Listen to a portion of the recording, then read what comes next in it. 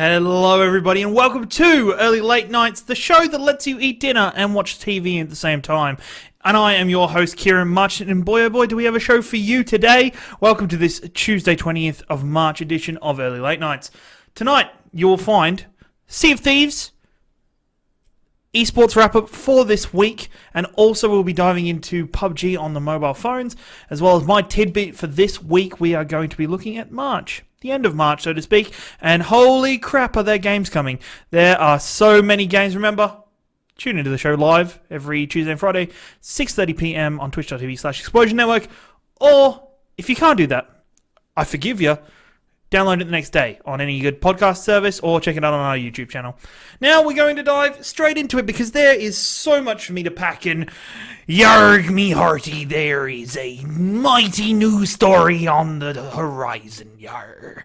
We're talking about Sea of Thieves first because it has come out with such a bang in many ways in my opinion. When looking at it, it has been such an interesting game to see develop. It feels like it's been in beta forever, but that's probably because I was a founder for the game or like a alpha tester for the game, so I feel like I've touched it and played with it a little bit now.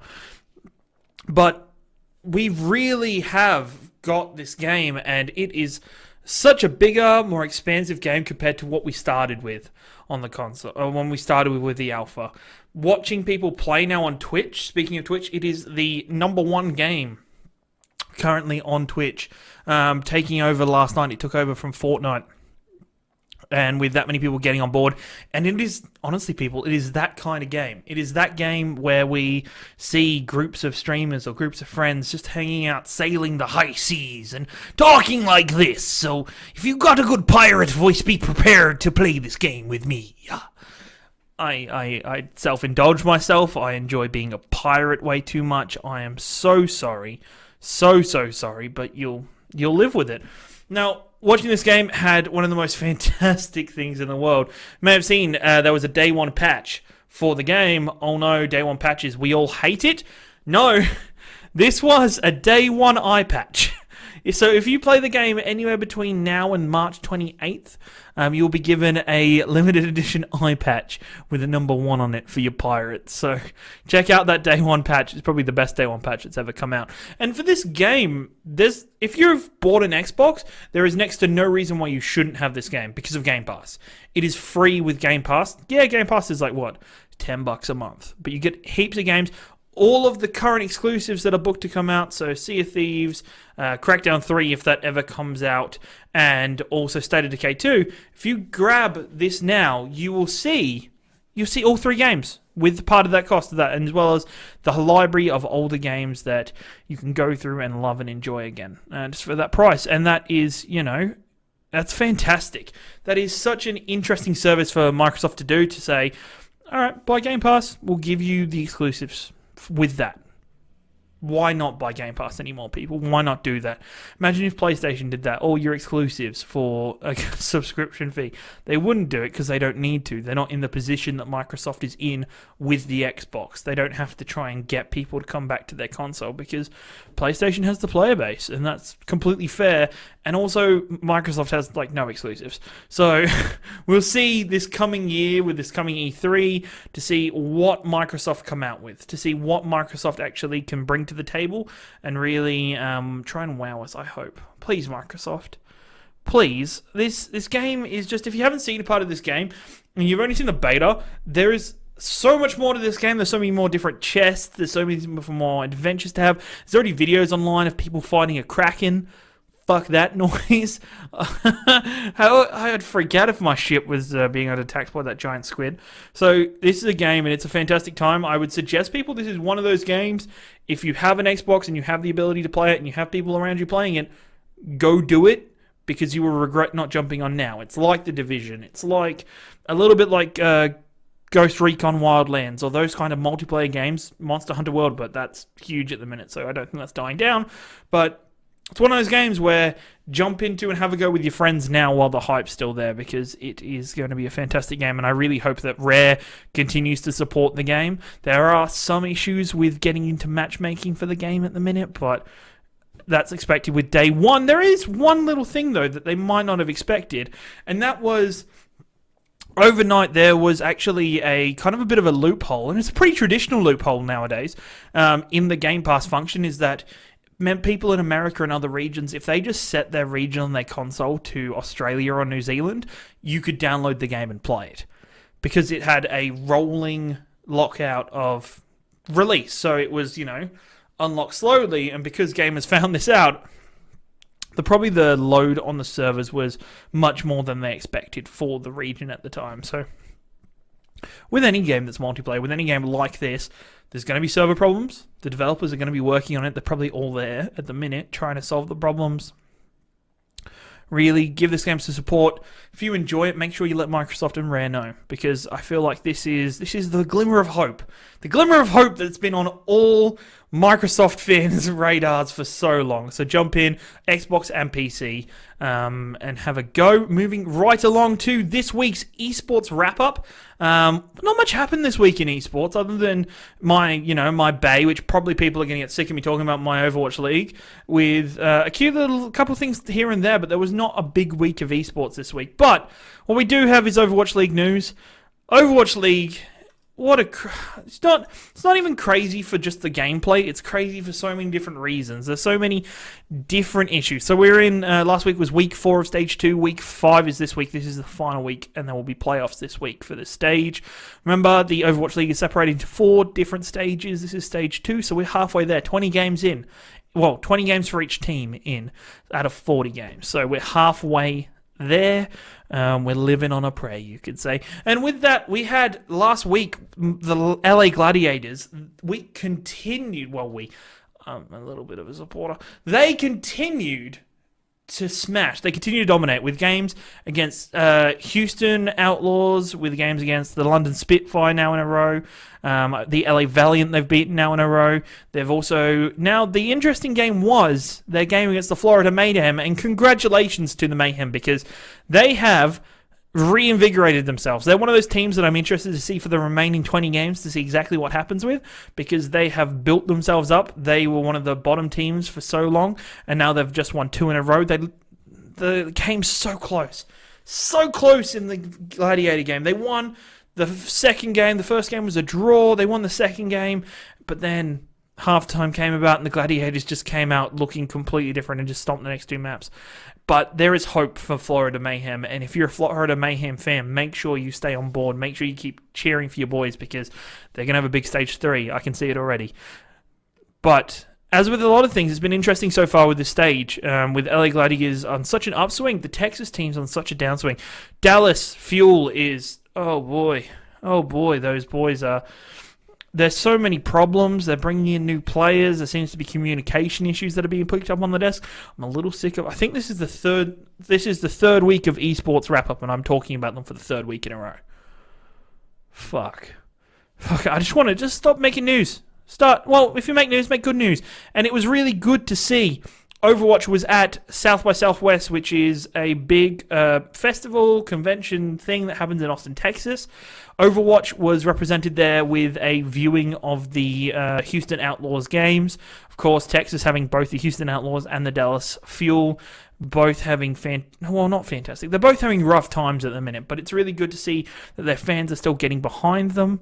I can't wait for playoffs this week, because we'll see a whole new range of... It's going to be a very different playoff compared to what we saw probably, 4 or 5 weeks ago now in the original playoffs for Stage 1. But there's some sad news. Some sad news, people. We've had another banning. Another banning in Overwatch League. This one, not a player though, not a coach, nobody real. It's Pepe the Frog. Pepe the motherfucking Frog has been banned by Blizzard. On stream, no references by its players on Twitter. People in the stadium are getting signs taken off them that include Pepe. And that's because currently there is a bit of a legal battle going in between the copyright owner of Pepe the Frog with some alt-right supporters that have used Pepe the Frog in their material at the minute in America. So that's a pretty big law suit going on. So Blizzard have, I don't think there's been anything happen with Pepe the Frog. Like, there's been no Overwatch players or fans using Pepe the Frog incorrectly. I think they're just trying to kind of push themselves and make sure they're not anywhere near that topic. There's nothing to do with Pepe. So rest in peace, Pepe. I'm sorry, my friend. You'll be gone.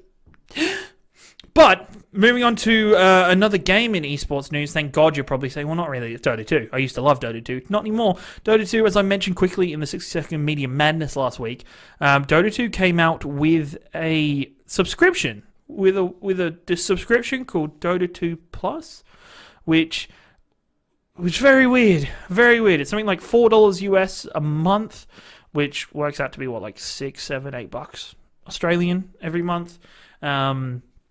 With the game giving you extra hero challenges, tracking extra stats for each hero, giving you basic challenges for overall for your account, giving you hints, giving you tips, giving you extra goodness for the subscription. It's being called play to win. Play to win? No, you don't. You want to play to win. Pay to win. It's being called pay to win by some people because they're a bit worried that you can see too many statistics live in game now with it, and that it also displays a lot of things. It also ruins games apparently because there's more, Goals are a good thing and a bad thing to a Dota 2 player because, cool, they've got a goal. They've got something to work for. It could be a really positive outcome. But then you've got somebody else trying to do like a challenge with like a Dagon where instead of buying a proper item, they've bought a Dagon and they're trying to get kills with it because of their challenge. So there's a happy medium there to find. This is actually replacing the Battle Pass system if you haven't been a part of Dota or if you haven't seen a Battle Pass system before. It's where they crowdfund their tournaments. So they crowdfund their future prize pools. And this used to get up to 20 million plus, because they would crowdfund it with these battle passes and people paying money towards it. So it's an interesting thing to see them step away from the battle passes, which were so effective. People were paying so much money, me included, for those battle passes. You used to get this little statue if you reached level 1000 in the battle pass, which I had done all 3 years that it was out.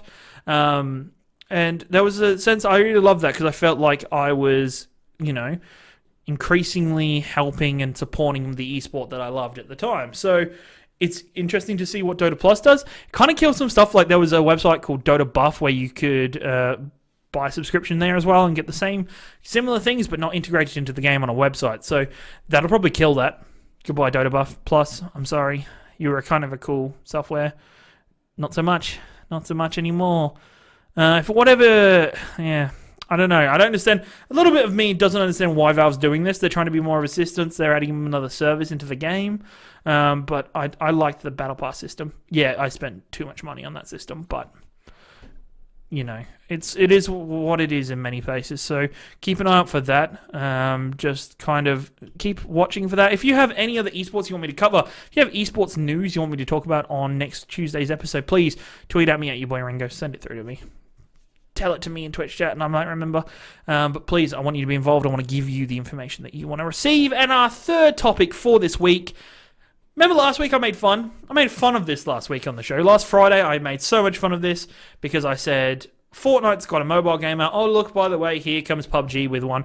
PUBG's is apparently so much far ahead because people are playing it. PUBG Mobile is now out and available in certain areas, including the US and right here in Australia. I've seen many people already tweeting about it, so putting it up on social media. And boy, oh boy, hey, game looks pretty good. I've watched some gameplay videos of it. The game looks reasonably, fairly good, which is interesting. It actually looks like the proper game in many ways. I didn't understand really how they were going to transfer that game into that format on a mobile device, but they've done that really well without going to the Fortnite-esque style of cheesiness in many ways. So they've done some interesting things with there where they've managed to keep that style of game. With Fortnite's still bringing out its mobile version, but it's now only demoing for special users for iOS. Still no Android support for it, I don't think, but PlayerUnknown Battlegrounds, there is going to be some form of support for Android already, as well as iPhone. There's users already on it. There's a thing sticking out to me, though.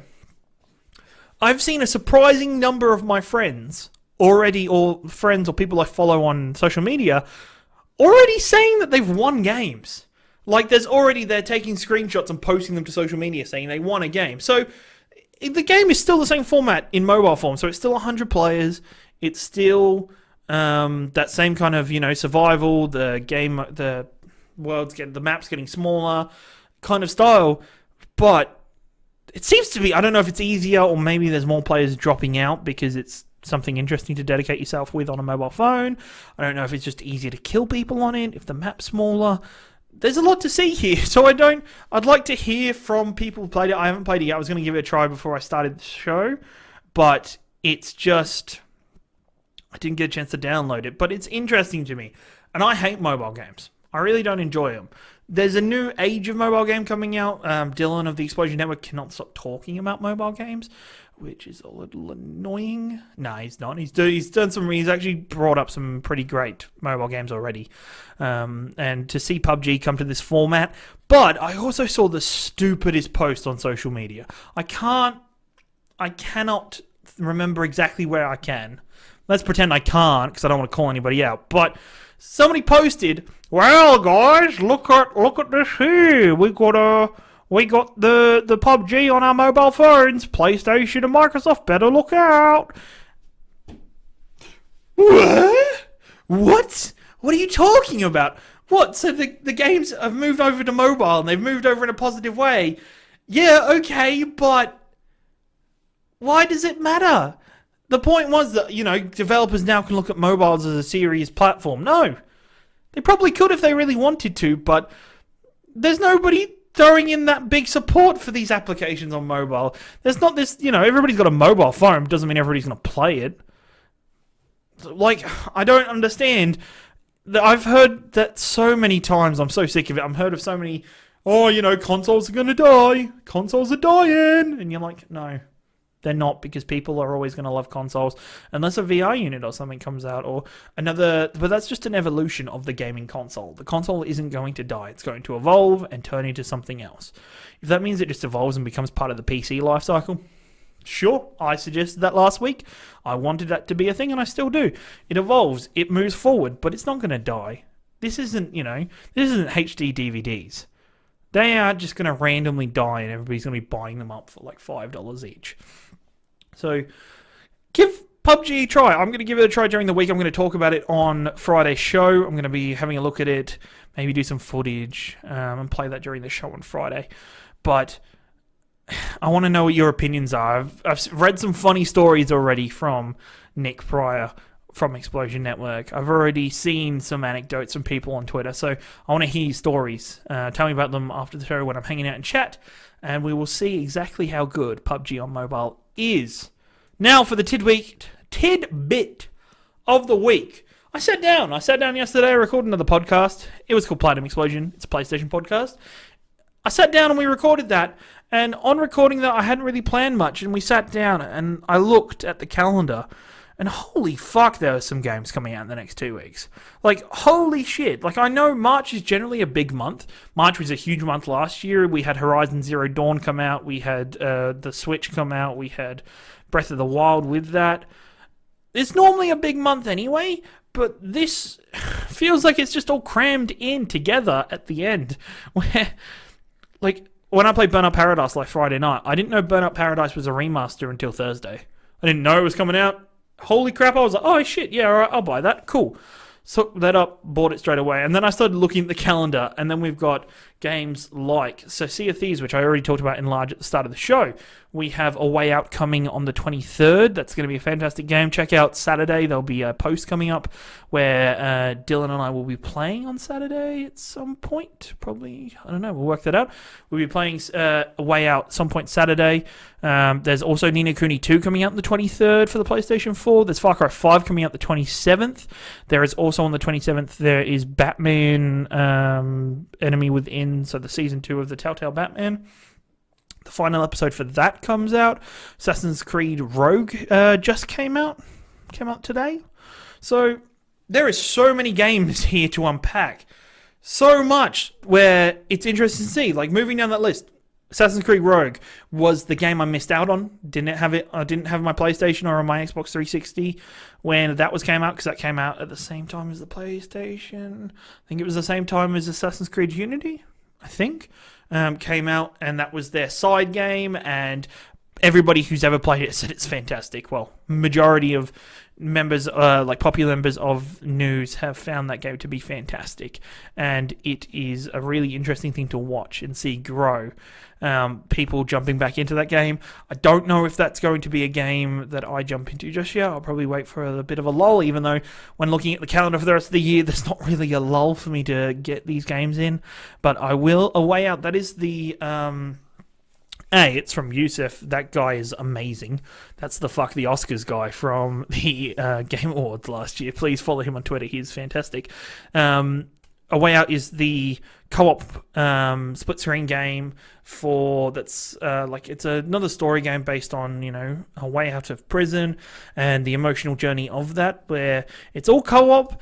The fantastic feature of this game, if you haven't heard, fantastic feature is, if you buy a copy of this game, you're buying 2 copies of this game because you can give one to a friend to let them play with you. You and your friend both don't need to play the game. Holy effing balls. Holy effing balls, people. That is a great feature. The amount of times you buy a game, and it's couch co-op and online. So if you want to hang out with somebody on the couch and play a game, do it. But yeah, it's these fantastic games that are giving you an experience with a friend to bond over, to relax, to talk about. It's probably the game for the next week that I'm looking forward to the most. Desperately hope it's a game with replayability, that playing the other character gives you a completely different side of not completely different side of the story, but it'll give you a different experience because you're taking on a different character's role within the game. You're doing different things. So I'm excited to see that. The trophy list came out. The trophy list looks pretty doable. Luckily for me, I have handcuffed myself to Dylan Blight, so that'll force me to get the plat most likely. Apparently Detective Pikachu comes out for the 3DS, I'm just reading. Cool. Nintendo, stop making games for the 3DS, though. Put them on the Switch. Appreciate it. That'd be great. Ni no Kuni 2, Revenant Kingdom. Out the 23rd. One of those games, man.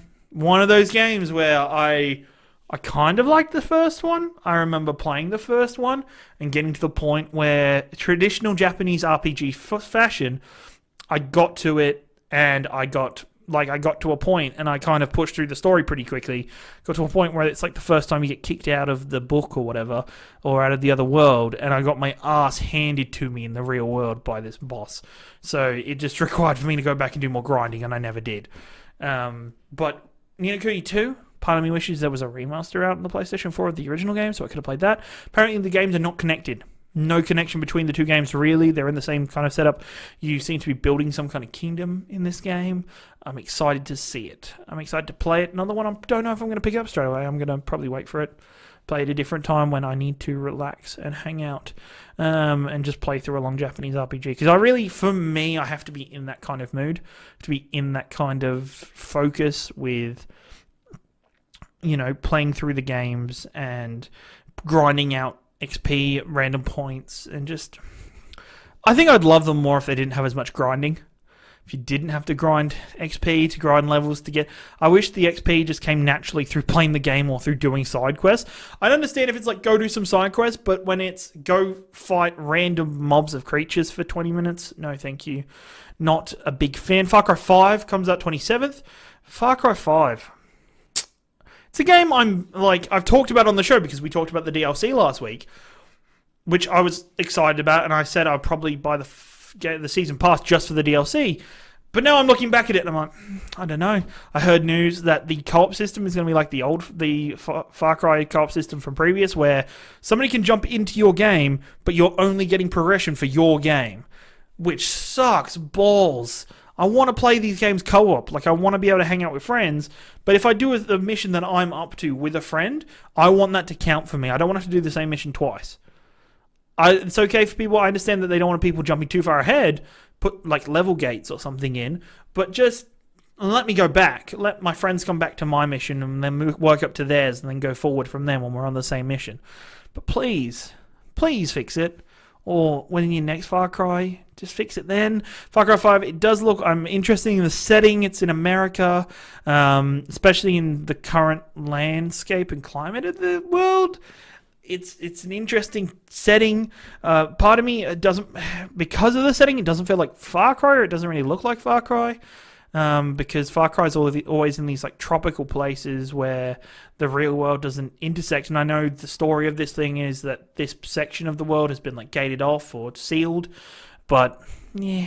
When I'm driving around in like American flag trucks that look like Optimus Prime, as I said yesterday, not so great. And finally, the game that I'm probably most excited for is the final episode of Batman Telltale Season 2, The Enemy Within. I said that in the wrong order. It's like Telltale's Batman Enemy Within Season 2. Or it's just The Enemy Within somewhere listed it. So I was confused when it first came out. But it is the climax for the episode. I'm not going to spoil what's happened so far in the story, but it has probably the second favourite behind Clementine, the second favourite character progression for an episodic show of like an episodic like adventure game I've ever seen, and I'm so excited to get in there and watch it and dive in and see what happens, because I could probably cry. Even though I had a hype moment at the end of episode 4, I was like, oh my god, this shit is awesome. And this is the interesting thing, people. I want to, like, is it a good thing that all these games get bunched up into this period of time when there's been, January, February, most of March already, where we haven't had these these things. We haven't had these games. We've had spatterings of games here and there, but we haven't had them. Wouldn't it have been better to, prepare it? And I understand there is development timelines, there's different companies wanting to be competitive at these times, but sometimes it's like, wouldn't it be better to release your game in an open window? Just like, and that, I understand if that means you needed those extra couple of weeks to polish it. There's a lot that goes into the games that mean that they are pushed back to these windows, but it's interesting. And there's no, except for Ni no Kuni 2, which is a PlayStation exclusive, there's no first-party PlayStation games here. So, God of War isn't coming out till April, and then Detroit in May. So, this is just a third-party heaven right now. Third-party partner heaven, except for Sea of Thieves, which is first party because it's freaking rare. But it is